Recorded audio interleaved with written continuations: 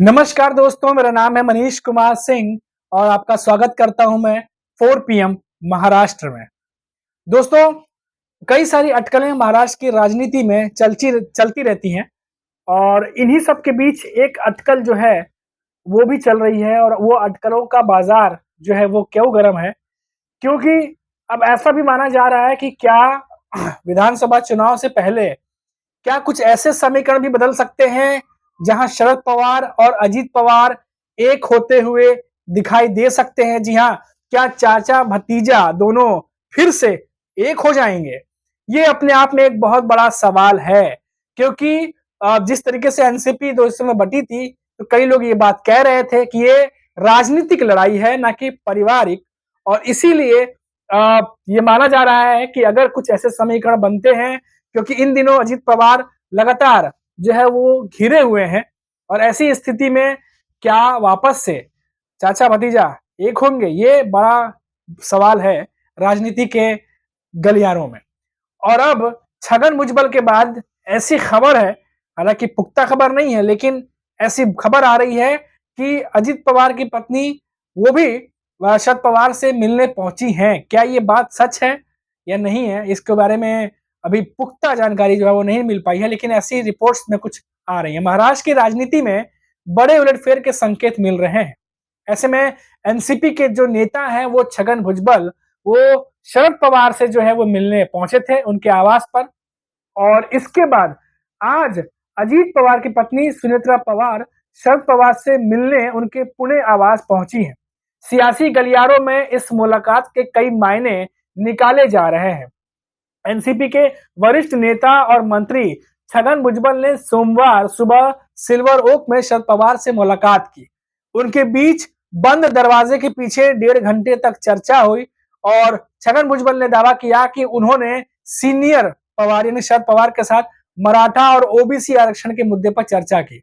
लेकिन इस मुलाकात से तमाम अटकलें लग रही थी कि उप मुख्यमंत्री अजीत पवार की पत्नी और एनसीपी की राज्यसभा सांसद सुनेत्रा पवार मोदी बाग पहुंच गई हैं। अब शरद पवार और उनकी लोकसभा से सांसद बेटी सुप्रिया सुले आज मोदी बाग में है, जहां सुनेत्रा पवार भी पहुंच गई हैं। इससे कई लोग की भौहें जो है वो तन गई है। शरद पवार और सुनेत्रा पवार की मुलाकात उनसे हुई या नहीं, इस सवाल का जवाब अभी तक नहीं मिल सका है। सुनेत्रा पवार करीब 1 घंटे मोदी बाग जो आवास में रही और एनसीपी में विभाजन के बाद चाचा भतीजे ने अपनी राजनीतिक राहें अलग कर ली। लोकसभा चुनाव में अजित पवार की पत्नी सुनेत्रा पवार ने बारामती से चुनाव लड़ा था। उन्होंने सांसद सुप्रिया सुले को चुनौती दी थी, लेकिन इस चुनाव में वो सुले के सामने खड़ी थी और वो हार गए। लोकसभा चुनाव के नतीजे आने के बाद भी सुप्रिया सुले अजित पवार के घर काठेवाड़ी पहुंची।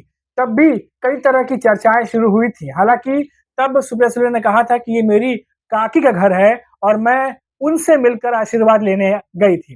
लोकसभा में हार के बाद अजित पवार ने 2 हफ्ते के अंदर सुनेत्रा पवार को राज्यसभा में मौका दिया और अजीत दादा ने अपनी पत्नी को राज्यसभा तब भेजा जब उनकी पार्टी के कई वरिष्ठ नेता दावेदार थे। तो ये अपने आप में एक बहुत बड़ी बात सामने निकल करके अब वो आ रही है कि सुनेत्रा पवार करीब 1 घंटे मोदी बाग में आवास में रही और इस दौरान जो है वहीं पर जो है वो सुप्रिया सुले भी बाद में पहुंची और तमाम जो है कयास लगाए जा रहे हैं कि उनकी मुलाकात हुई या नहीं हुई है। और इस पर अभी तक कुछ भी क्लियरिटी नहीं आई है, लेकिन जिस तरीके से जो नेता हैं छगन भुजबल मिलने पहुंचे थे, उसके बाद कई सारे नेता जो हैं ऑलरेडी एक दूसरे के संपर्क में हैं। तो ऐसे में बार बार ये अटकलें लगती हैं कि क्या चाचा भतीजा एक न एक दिन एक हो जाएंगे? ये राजनीति में बहुत बड़ा सवाल है। हालांकि कब होंगे, कैसे होंगे, ये तो नहीं कहा जा सकता। होंगे भी कि नहीं होंगे, ये भी जो है अभी फिलहाल पुख्ते तौर पर नहीं कहा जा सकता। लेकिन राजनीति एक ऐसी चीज है जहां कुछ भी पॉसिबल है, क्योंकि अगर 2021-22 से पहले अगर हम बात करते कि एनसीपी 2 हिस्सों में बटेगी, शिवसेना 2 हिस्सों में बटेगी, तो शायद कोई इस बात पे यकीन नहीं करता कि महाराष्ट्र की दो क्षेत्रीय पार्टियां 2 हिस्सों में बट जाएंगी। लेकिन ऐसा हुआ। तो जब इतना बड़ा कुछ हो सकता है, तो 2 टूटी हुई पार्टियां वापस एक हो सकती हैं, इसमें भी कहीं ना कहीं संभावना है। लेकिन कैसे होंगी, कब होंगी, ये नहीं पता। और महाराष्ट्र की राजनीति में समीकरण हमेशा बनते बिगड़ते रहते हैं। अभी आप देखिएगा, लोकसभा चुनाव खत्म हुए हैं और विधानसभा चुनाव आ रहे हैं, और विधानसभा चुनाव से पहले पहले महाराष्ट्र में क्या कुछ होगा ये हम भी देखेंगे और आप भी देखेंगे, और जो हमें मालूम चलेगा वो हम आपके सामने जरूर लेकर के आएंगे। फिलहाल अभी के लिए इतना ही, फिर लौटेंगे तो बात करेंगे किसी बड़ी खबर पर। तब तक के लिए आप देखते रहिए 4 PM महाराष्ट्र और मुझे इजाजत दीजिए। नमस्कार।